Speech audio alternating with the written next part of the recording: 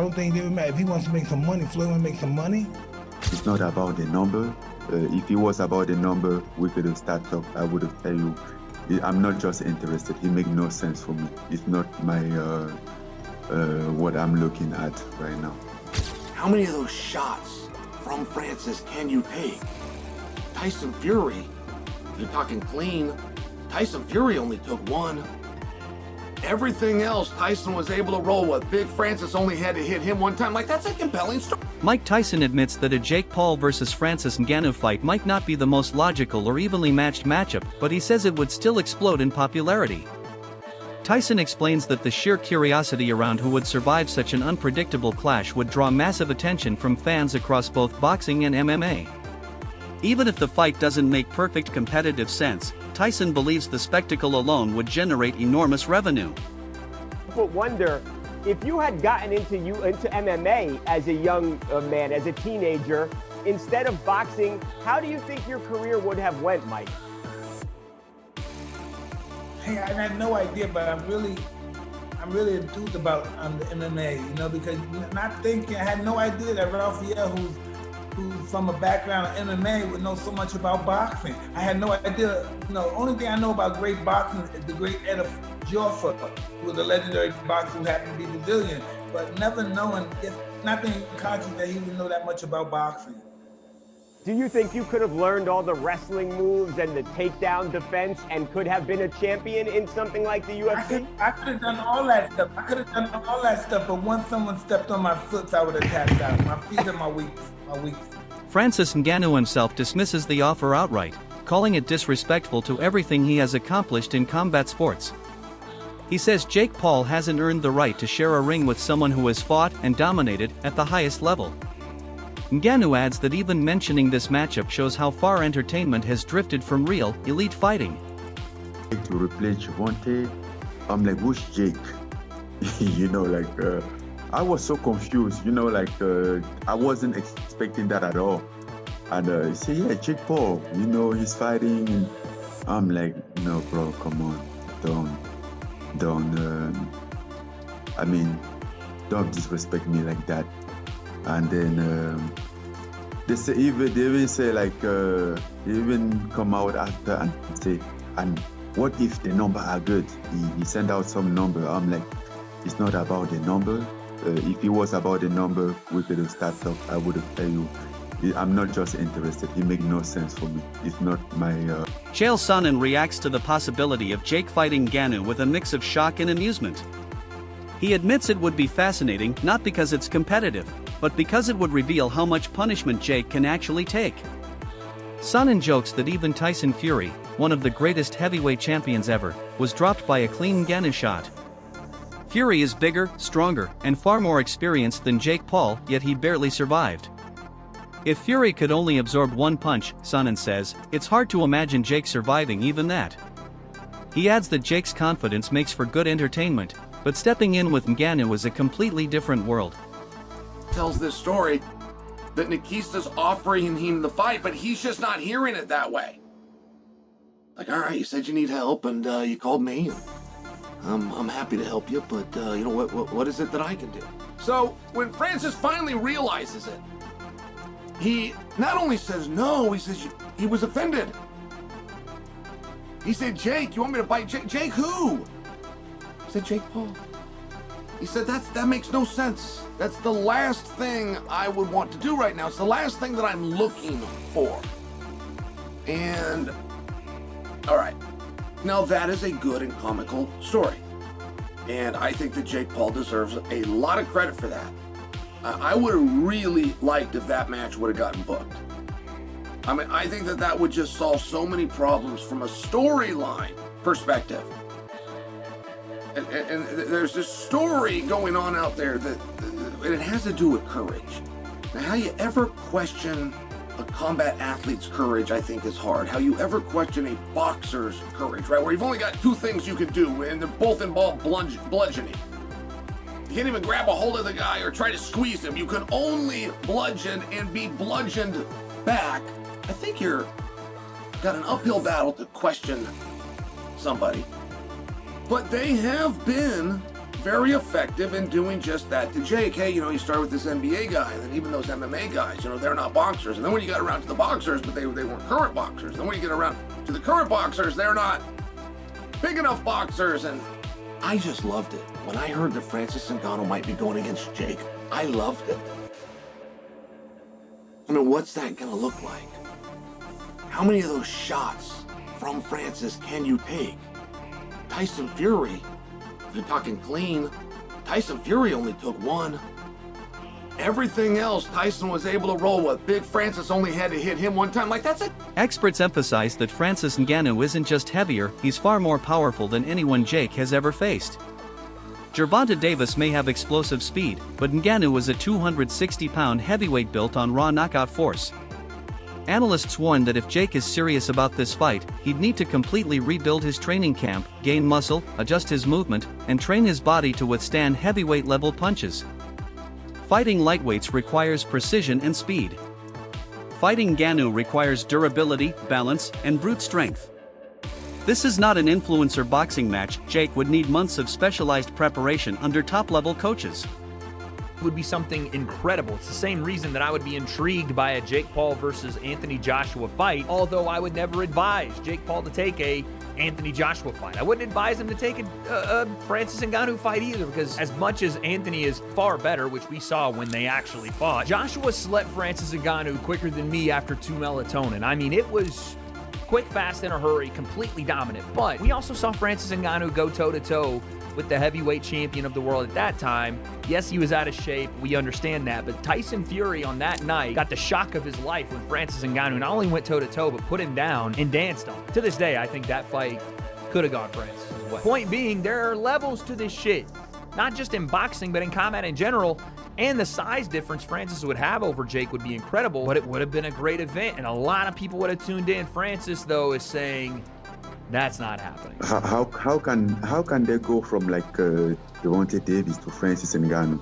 Like, I mean, Gervonta Davis is a fantastic boxer, but and is a one-shot knockout artist. But come on, like the weight different and everything, it make no sense.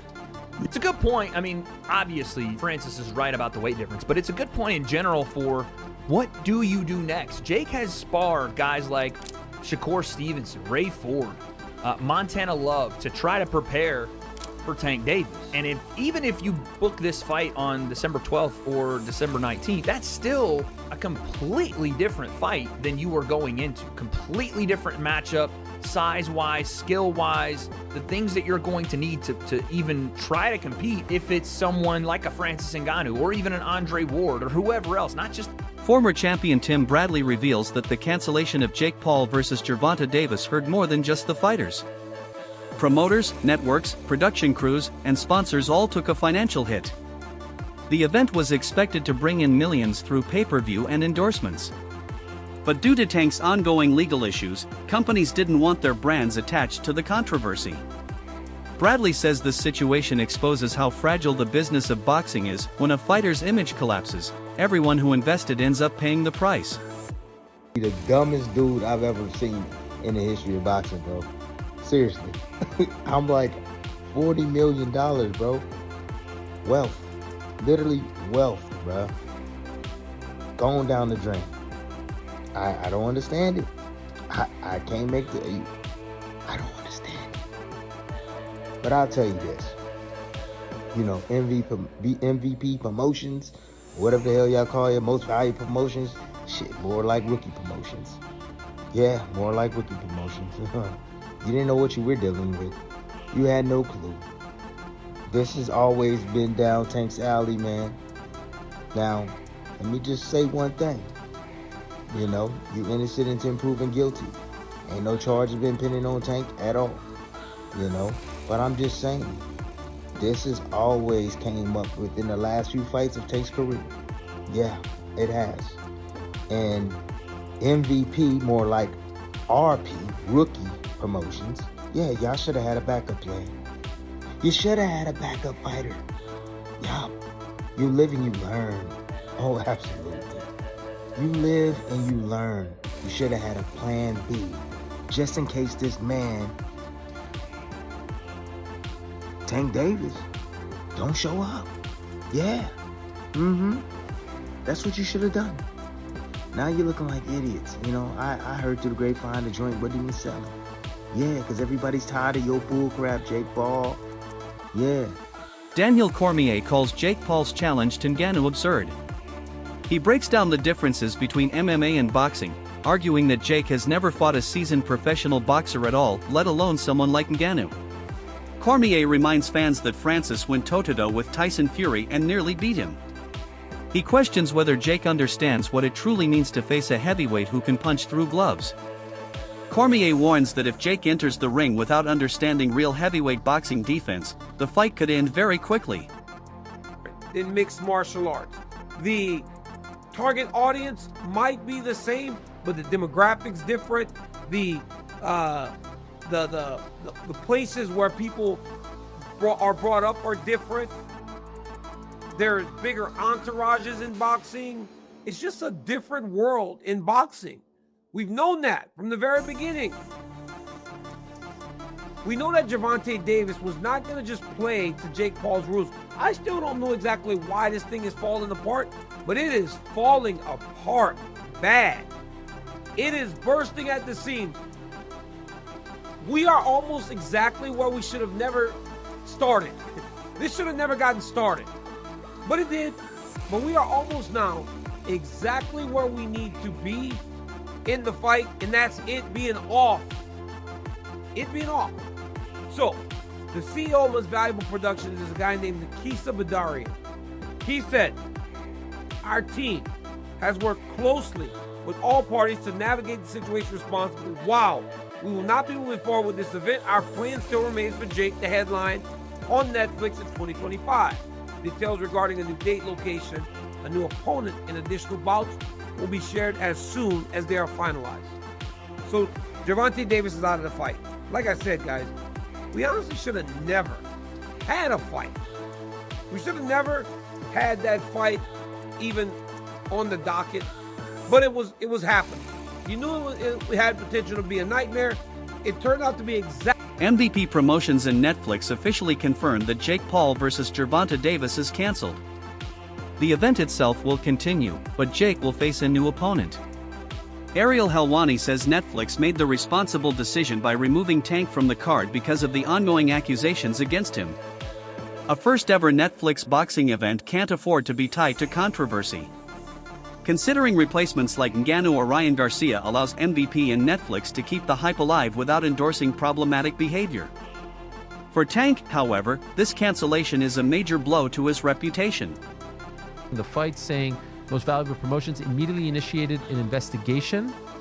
No, I had the wrong one. Okay, I'm reading this one. Most Valuable Promotions and Netflix have announced that Jake Paul versus Gervonta Davis, the one I was reading was the one from late last week, originally scheduled for Friday, November 14th at the Kaseya Center in Miami, Florida, will no longer be moving forward. Quote, our team has worked closely with all parties to navigate this situation responsibly, said Nikisa Badarian, CEO of MVP. While we will not be moving forward with this event, our plan remains for Jake Paul to headline an event on Netflix in 2025. And that is what I'm hearing as well. They want him to fight in December. That is the hope. And they're actively looking for a opponent. More on that in a moment. Details regarding a new date, location, Jake's opponent, and additional bouts will be shared as soon as they are finalized. We thank Netflix, Kaseya Center, Seminole Hard Rock and Hotel and Casino for their partnership. Then there's some information about, fans who purchase tickets. You can see all of this online. I did speak to Nikisa briefly, and I've seen some people say like, hey, and this was his take. Like, I asked him two questions basically, like, did this have anything to do with the ticket sales? He said this was going to be a very, very successful event for them financially. And the other thing was like, Tank Davis has a checkered past. He had a checkered past when this fight was made. What changed? Well, obviously, two incidents, allegations, lawsuit. Since the fight was announced, they at the time felt like this was an opportunity for people to learn about who Tank Davis is, for him to show the world that he was a changed man, all this stuff and more. And, that didn't happen. And they felt like they had to cancel the event. For the record, I feel like this was 100% the right call. You can't be a promotion that is so heavily invested in women's boxing and work with a guy who has allegations and lawsuits. Commentators question why Gervonta Davis and his team remain silent regarding the allegations. Analysts say that silence often creates an image of guilt or avoidance. If Tank were innocent, they argue, a public statement should have been made by now. This quiet approach has caused sponsors and fans to pull away. Legal reasons may explain the silence, but the lack of transparency has badly damaged Tank's reputation, ultimately costing him the Jake Paul fight. She said, because as of me recording the video, I haven't even heard Tank or his team respond to these said allegations, right? And some people will say, oh, but he has these allegations in the past. The last time I checked, we have Miranda rights. They say guilty, they say innocent until proven guilty, but we know, especially for black men in America, it's really the opposite.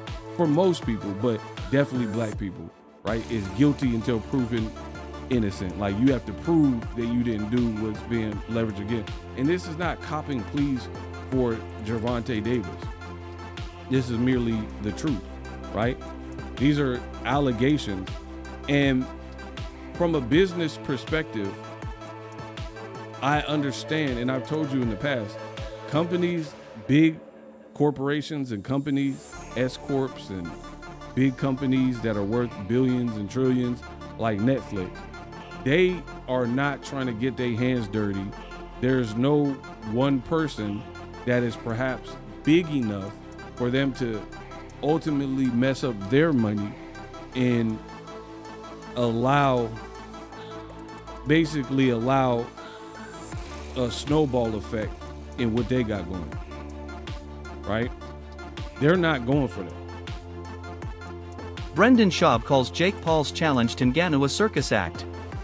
He says the matchup is even more unrealistic than the cancelled Tank fight. Schaub acknowledges Jake's business genius, but insists that some fights simply shouldn't happen for safety reasons. Ngannou is one of the most dangerous punchers alive, and putting him against a YouTuber turned boxer only turns the sport into pure entertainment. In Schaub's view, this wouldn't be a competition, it would be a one-sided spectacle. Part 2, hate it. It's like actually in the works. Hate it. It's okay. And Jake Paul's looking for a new opponent for Gervonta Davis, right? Yep. Gervonta Davis, dude, bud. Quit getting in fucking trouble, dude. How many times? You ever look at his rap sheet? What the fuck, dude? He sent an offer to Ryan Garcia. That'd be interesting. God, who the fuck's gonna take that on about a week's notice? Might be 2 weeks. Is it the 12th? So it's supposed to be the 14th. Today's the 3rd. You have 11 days to find a replacement. I've canceled Francis and Nate Diaz are 2 of them up. Francis? That'd be ridiculous, obviously. That would be awesome. The Nate Diaz would eat shit on there. They've already fought, and it still didn't do great. I mean, if Nate wants to get paid, get your bag, dog. I get it. Francis would be fucking wild. Oh, it says other names are Ryan Garcia. I could see him doing it. Terrence Crawford? No way. Francis is I'd love to see Francis Jake. If that bad boy's an actual... That wraps up today's video. Stay tuned for more updates.